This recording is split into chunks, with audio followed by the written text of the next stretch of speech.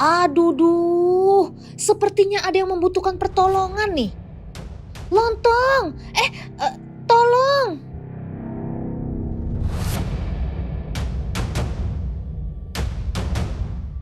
Wah, kebetulan ada Kak Astrid tuh.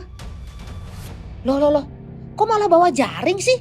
Kan yang harus dibawa itu ban pelampung. Alah dalah, ternyata lagi pada mau panen ikan toh.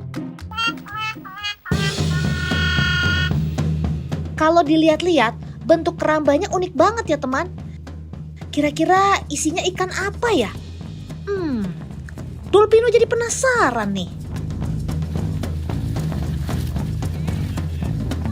Wah, itu kan si ikan jelawat, sobat Dolpino yang terkenal lincah. Teman, jelawat adalah ikan perairan sungai atau danau yang berasal dari semenanjung Malaya dan Pulau Kalimantan. Ikan ini disebut juga sebagai ikan sultan atau ikan dewa loh. Weh, tajir dong sob. Asal-usul nama ikan sultan bermula saat zaman dahulu. Ikan ini jadi menu favorit para sultan dan bangsawan asal Malaysia. Selain rasanya yang enak, ternyata sobat Dolpino ini juga kaya akan manfaat dan baik untuk kesehatan loh. Masyarakat Melayu percaya mengkonsumsi ikan jelawat secara rutin dapat meningkatkan kesehatan jantung, menjaga daya tahan tubuh, dan menjaga kesehatan kulit. Weh, diborong semua nih manfaatnya.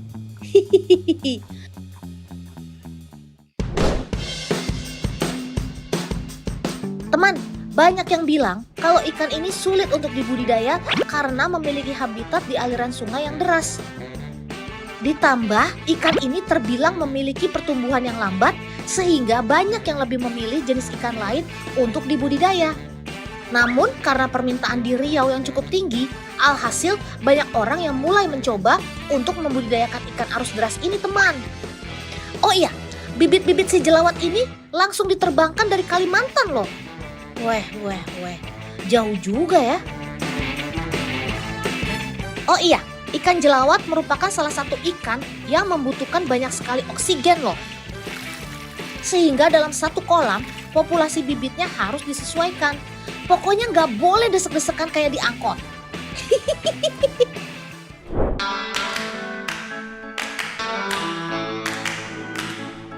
Untuk anakan jelawat sendiri, mereka terbiasa diberi pakan khusus seperti ini teman. Ini adalah sejenis tanaman air atau masyarakat biasa menyebutnya lumut. Berbeda dengan lumut biasanya, lumut di sini bentuknya mirip Wolffia arhiza. Lumut ini kaya akan protein yang bisa mempercepat proses pertumbuhan ikan. Dalam sehari, anakan jelawat harus diberi makan 3 kali. Wow, sama kayak Dolpino dong.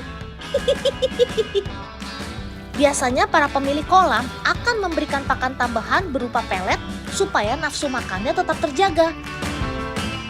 Lihat teman, meskipun masih anakan, tapi mereka sudah mampu melompat tinggi ya. Keren. Coba deh, kita perhatikan lagi dengan tayangan lambatnya. Let's go Paman Editor.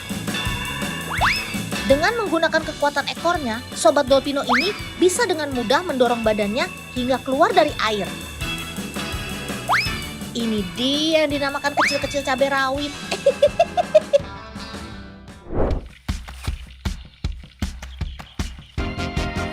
Yuhu, sekarang waktunya kita panen. Kali ini Dolpino, Kak Astrid, dan Paman mau panen anakan ikan jelawat. Nantinya anak-anak ikan ini akan masuk ke dalam kolam pembesaran yang berada di sungai. Sama dengan panen ikan lainnya, kita harus menjaring mereka terlebih dahulu teman. Ayo, pada semangat ya. Nanti Dolpino ikut nyusul bantuin. Awas, hati-hati Kak. Aduh, Dolpino sampai lupa kasih tahu kalau ikan jelawat ini memiliki kemampuan melompat yang luar biasa. Lihat aja tuh, meskipun masih berukuran 10-12 cm, tapi tinggi lompatannya bisa mencapai kepala Kak Astrid. Wah. Jangan-jangan kamu itu atlet lompat tinggi yang sedang menyamar ya sob? Ya, meskipun gak berbahaya, tapi kalau mereka melompat dan mengenai mata, sakitnya tuh di sini. Ikan jelawat memang memiliki cara bertahan yang mirip dengan ikan bandeng, teman. Ia akan mencoba melompat ke segala arah jika dalam keadaan terdesak, terutama saat menghindari serangan predator ataupun jaring seperti ini, teman. Ayo, semangat semuanya. Ingat cuan.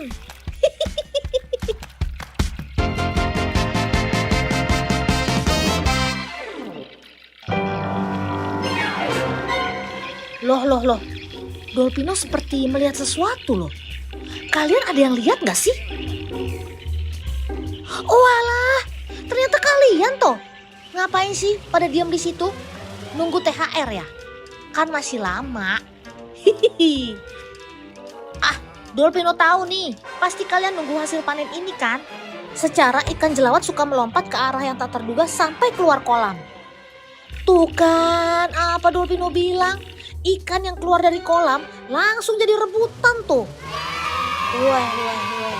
Dapat kebagian jatah preman ya sob.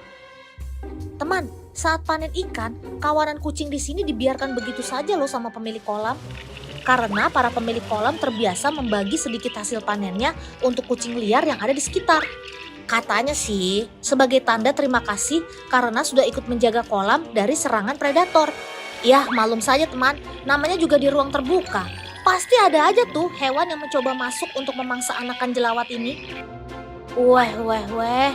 Kalau begitu, ayo makan yang banyak ya sob, biar kuat patrolinya. Hihihi.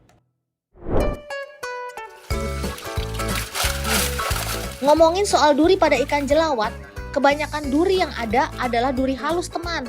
Sehingga untuk menghilangkannya diperlukan teknik khusus. Nah, kali ini Dolpino akan kasih tips ke teman-teman yang di rumah. Gimana sih caranya menghilangkan duri pada ikan jelawat? Perhatikan baik-baik ya. Pertama, buang dulu sisiknya menggunakan sendok dengan berlawanan arah. Oh iya, sisik pada ikan jelawat ini cukup besar dan tebal loh. Sisik ini berfungsi untuk melindungi tubuh ikan dari gesekan benda tajam saat berada di sungai. Kalau sisiknya tidak tebal dan keras, bisa-bisa nanti babak belur tuh saat berenang.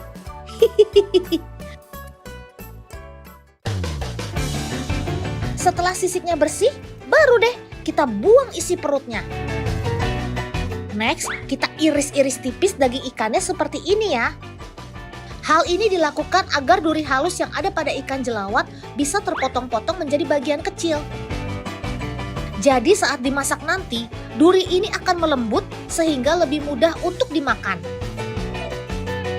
Gimana teman? Mudah kan? Kalau ada orang yang masih nggak suka makan ikan jelawat karena durinya yang banyak, mending suruh nonton si Otan di Trans 7 dulu deh.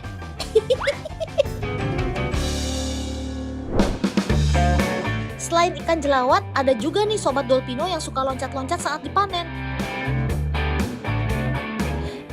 Tapi kok malah pada pakai helm sih? Mana kompakan banget lagi. Memangnya jauh ya tempat panennya? Kasih tahu dong di mana lokasinya. Dolpino kan mau nyusul pakai jet pribadi. Hayalah, kok malah pada masuk ke tambak sih? Pakai nurunin jaring segala lagi. Ya ampun, ternyata paman-paman ini mau panen ikan bandeng toh. Dolpino kira karena takut ditilang. Ini dia teman, sobat Dolpino yang doyan loncat-loncat kayak si ikan jelawat. Ikan bandeng namanya. Karena loncatan mereka cukup berbahaya, maka paman-paman ini menggunakan helm demi keselamatan. Tuh, lihat sendiri kan, bandeng dengan lincahnya melompat ke sana kemari untuk menyelamatkan diri. Mereka akan jauh lebih agresif ketika merasa terganggu dan terancam teman. Kalian bisa lihat kan, mereka sampai ada yang mencoba untuk menerobos jaring-jaring ini. Kelincahan ini mereka dapatkan karena tubuh si bandeng menyerupai torpedo teman, sehingga lebih dinamis untuk bergerak. Weh. Sepertinya paman-paman ini kewalahan dan butuh bantuan deh. Yang sabar ya, Dolpino di sini selalu bantu doa kok. Setiap harinya selalu ada panenan ikan bandeng loh teman. Maklum saja, soalnya permintaan akan sobat Dolpino yang satu ini tidak pernah turun, malah cenderung naik. Untuk sekali panen, biasanya total bobot dari ikan yang didapat itu beragam ya. Paling besarnya nih, bisa sampai puluhan ton per tambak. Selain karena cuan dari segi bisnisnya, ikan bandeng ini juga terbilang bandel loh. Maksudnya kuat dan gak mudah sakit. Jadi mudah deh merawatnya.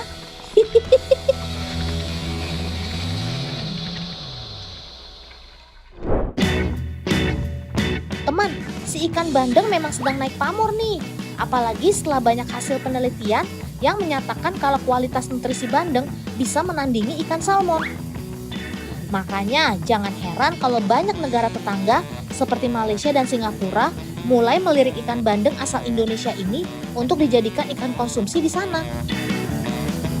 Gak cuma itu aja, bahkan negara Jepang sebagai salah satu konsumen ikan terbesar di dunia juga mulai tertarik dengan ikan bandeng ini.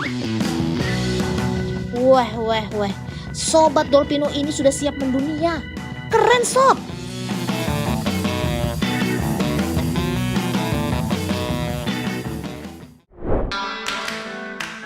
Teman, kalian tahu nggak kalau anjuran makan bandeng sudah ada sejak abad ke-15 loh. Pelopornya sendiri adalah salah satu dari Wali Songo, yaitu Sunan Giri. Sampai-sampai Sunan Giri mewariskan tradisi pasar bandeng di Gresik loh.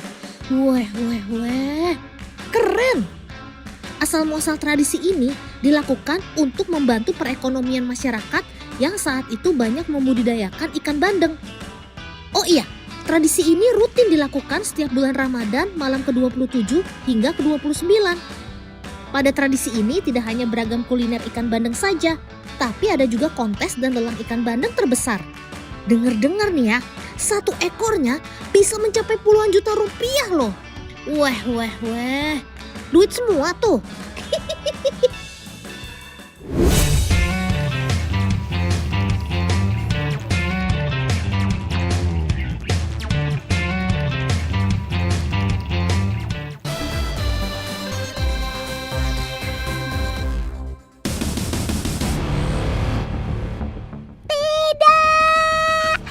Monyet ini sedang apa? Kok bisa-bisanya sih ada di pemukiman warga? Teman, kawanan monyet liar ini sempat viral karena memasuki kawasan pemukiman di Cipayung, Jakarta Timur. Ada sekitar 8 ekor monyet yang berkeliaran dan sampai bikin heboh warga. Kawanan monyet ini datang ke pemukiman bukan tanpa alasan. Tidak lain tidak bukan karena Sobat Totan ini tidak bisa mendapatkan makanannya lagi di hutan. Sampai pada akhirnya mereka nekat turun gunung untuk mencari makan ke rumah-rumah warga. Duh Sob, yang sabar ya. Berdasarkan pengakuan warga, fenomena monyet liar masuk ke pemukiman baru kali ini terjadi. Sobat-sobat Totan ini sempat mengambil berbagai buah milik warga. Tapi untungnya saja kehadiran mereka tidak sampai melukai manusia teman. Syukurlah. Teman, jangankan di tempat umum. Monyet yang hidup di alam bebas sekalipun juga bisa berkonflik dengan manusia loh.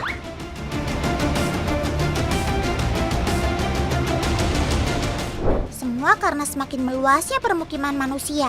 Sedangkan habitat alami si monyet semakin berkurang.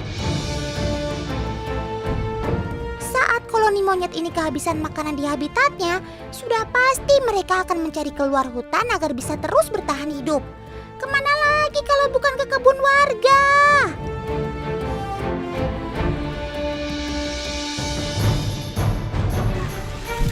Nah, ini nih Tan, ini contoh serangan monyet nih, habis tak bersisa. Kasihan kan bapak-bapaknya itu, beliau-beliau itu nggak kebagian, semuanya habis sama monyet. Tapi yang bikin saya heran, yang bikin saya terharu itu ya, mereka tidak membunuh, tapi mengusir. Artinya beliau-beliau itu peduli dengan satwa. Menurut info dari warga setempat, kejadian ini sering terjadi, terutama saat masuk musim kemarau panjang. Diperkirakan, gerombolan monyet kesulitan mencari makanan di dalam hutan sana. Mereka berpindah tempat mencari makanan. Salah satunya turun ke kebun, bahkan pemukiman warga. Otan jadi penasaran, gimana cara masyarakat melawan gerombolan monyet liarnya ya? Ini Tan senjatanya Tan. Ini tuh buatan sendiri loh Tan. Tapi nggak nyakitin, tapi ngagetin. Ya. Tuh, monyetnya banyak banget. Wah, sepertinya mereka sudah menyadari keberadaan Bunda. Makanya nggak berani mendekat tuh, Bun.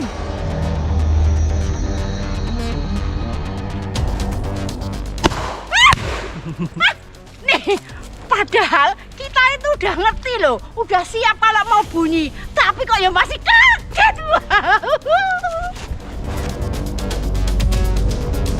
Jangankan Bunda, Otan juga ikutan kaget gara-gara Bunda kaget. Cara menghalau monyet dengan letusan suara ini dinilai lebih efektif. Gak perlu kita mengejar atau menggiring mereka sampai ke dalam hutan sana. Cukup menunggu di sekitar kebun. Saat tahu mereka mulai berdatangan, letuskan lagi deh alatnya.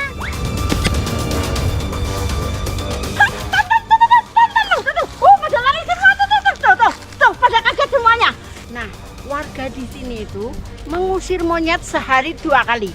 Pas jam makannya si monyet-monyet itu, yaitu pagi dan sore.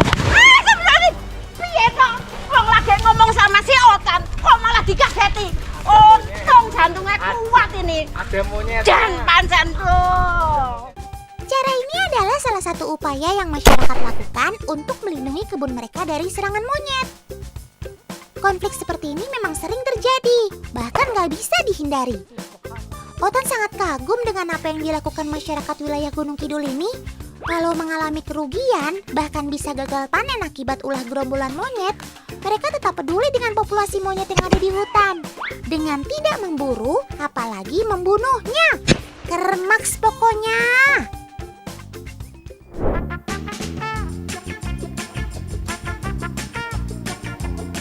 Waduh, yang lagi pada reuni kok nggak ngajak-ngajak Otan sih? Apa kita beda angkatan ya? Tapi sebenarnya kalian ngapain sih ada di sini? Ini kan bukan hutan habitat kalian. Otan curiga deh, jangan-jangan kawanan monyet ini mau membajak sekolah ya? Tidak! Teman, di SMA Negeri 1 Ciampea Kabupaten Bogor ini memang punya pemandangan yang agak berbeda. Di sini banyak banget sobat Otan yang berkeliaran, sehingga para siswa harus ekstra hati-hati.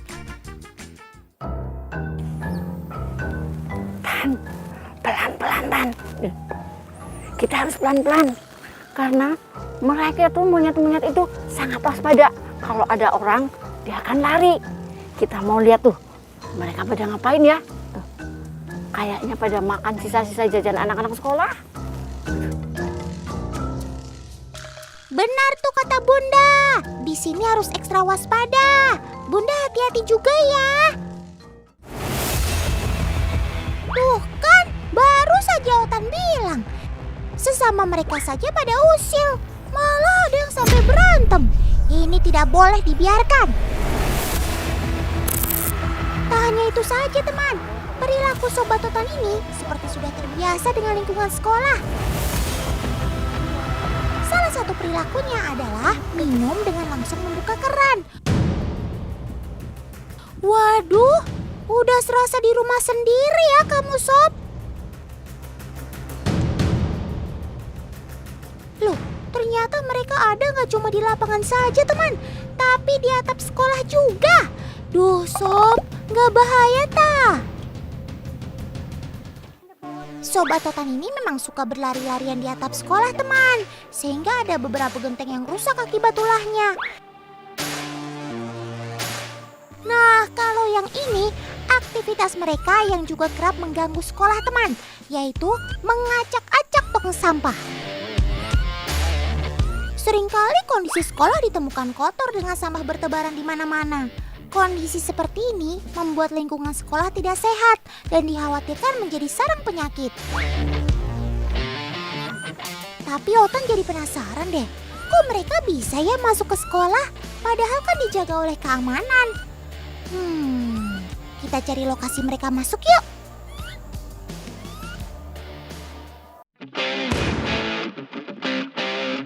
Astaga naga,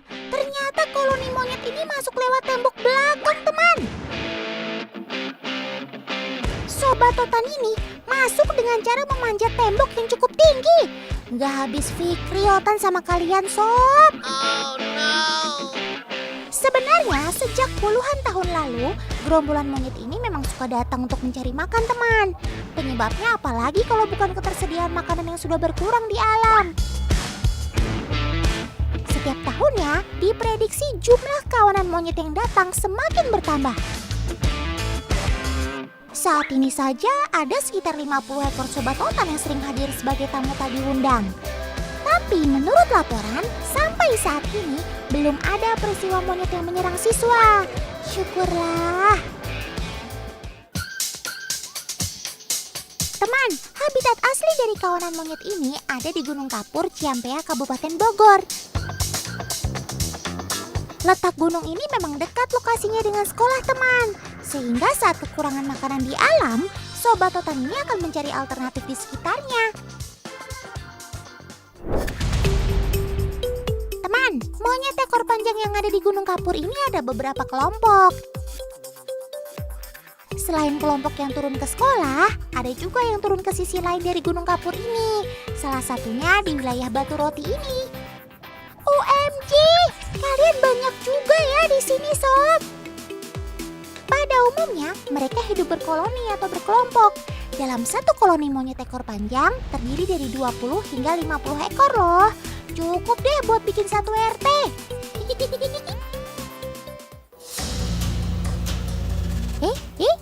Stop Bu!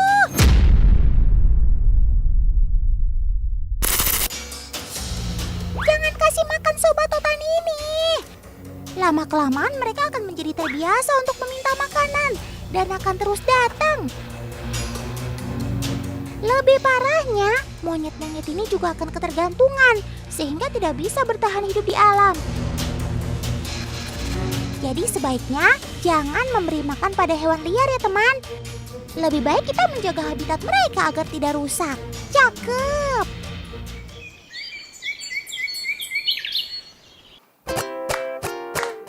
Teman, Otan dan Bunda punya cara jitu untuk membuat jera para kawanan monyet ini agar tidak turun gunung. Tan, Bunda udah bawa pisang banyak banget nih. Tapi dikasih ular mainan ini. Biar si monyetnya jerak, kasih satu rapi. Biar nanti nggak turun lagi. Monyet kan takut sama ular. Kawanan monyet liar takut akan ular teman. Karena ular merupakan salah satu predator mereka di alam. Ayo Bun, kita letakkan pisang dan ularnya di tengah lapangan. Wah, sudah ada monyet yang mulai mendekat tuh. Semoga saja berhasil ya.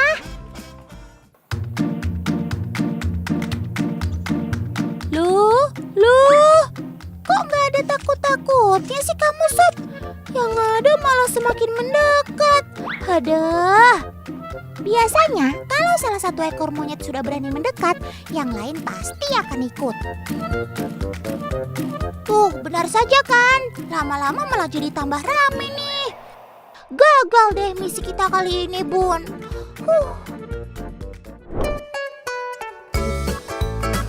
Otan jadi semakin tertarik nih sama kecerdasan kalian. Gimana kalau sekarang kita uji coba lagi? Setuju nggak, Bun? Salah satu kecerdasan Sobat Totan ini mereka tunjukkan saat mencari solusi pada setiap masalah, alias problem solving gitu deh. Oke, kita lihat nih, apakah berlaku juga untuk monyet ekor panjang yang ada di Gunung Kapur Bogor ini? Let's go Bun! Kita letakkan toples yang berisi pisang ini di dekat kawanan monyet. Sepertinya mereka masih memantau dari kejauhan tuh teman. Sobat Totan ini akan memastikan terlebih dahulu apakah kondisi sekitar aman atau tidak. Nah, kalau sudah dirasa aman, baru deh ada yang turun dan mendekat. Tan, ternyata monyetnya pinter itu Tan, bisa buka. Cuma temannya nggak ada yang berani mendekat. Dimakan sendiri sama bosnya, sama alfanya tuh. Dihabisin sendiri Tan. teman-teman, dalam satu koloni monyet pasti ada alfa yang mendominasi. Monyet alfa biasanya memiliki tubuh yang lebih besar dan paling berani di antara anggota kelompok lainnya. Jadi, Sob pasti si alfa akan menguasai wilayah termasuk makanan. Tenang Sob, Otan gak mengancam kok, cuma mau bagi aja pisangnya.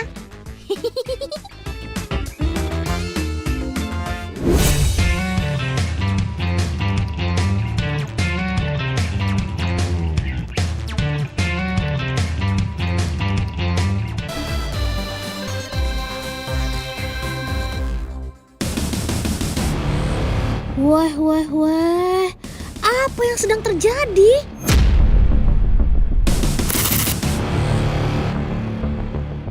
Kejadian ini adalah momen langka, teman. Pasti jarang-jarang banget kan ketika ada dua elang emas besar bertarung seperti ini. Coba Om Editor, Dolpino mau melihat kejadian awalnya.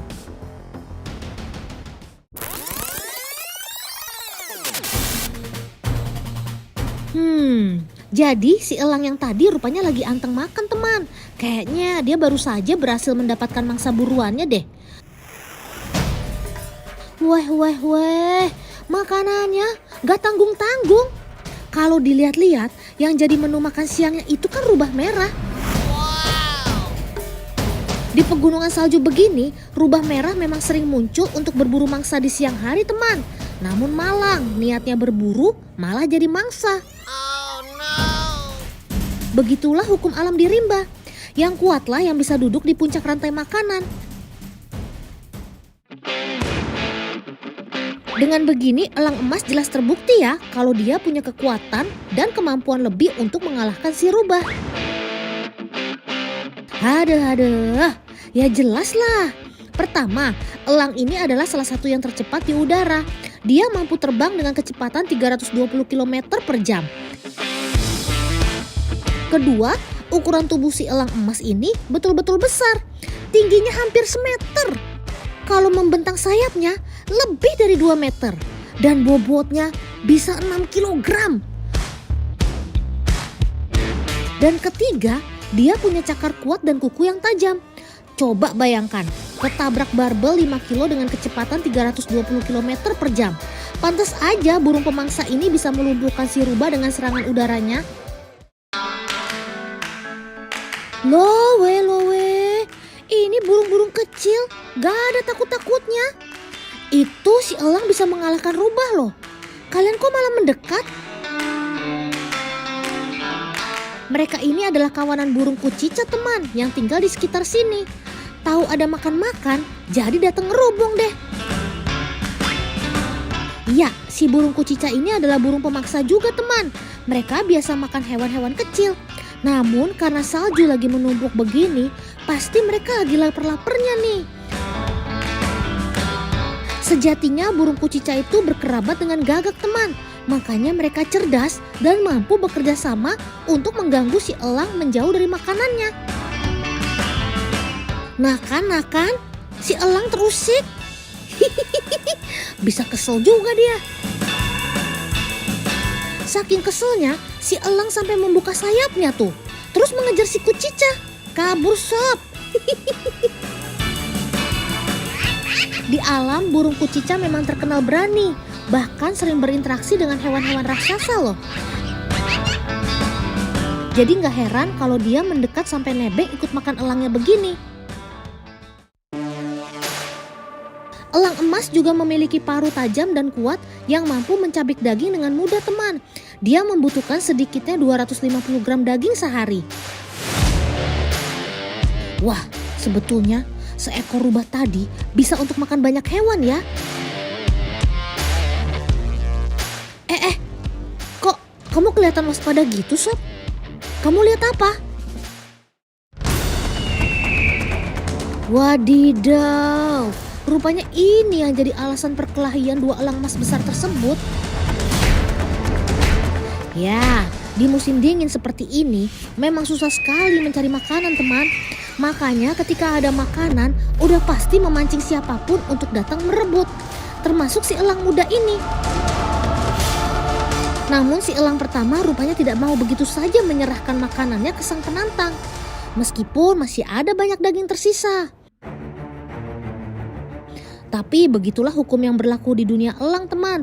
Mereka harus mengalahkan sang juara dulu untuk mendapatkan hadiahnya. Tidak hanya dengan membentangkan sayap lebarnya agar lawan ciut nyali, teman. Sesekali mereka akan terbang untuk mengambil ancang-ancang serangan udara. Wush! Pertempuran pun tak terelakkan. Mereka akan saling menendang, menabrak, dan mencakar untuk mengusir lawannya. Serangan ini sebetulnya mematikan untuk hewan lain. Namun kekuatan dan keperkasaan masing-masing elang mampu menahan serangan ini. Dalam pertarungan ini, siapa yang meninggalkan arena dan tidak kembali lagi akan dinyatakan kalah. Sungguh keras ya kehidupan di alam ini.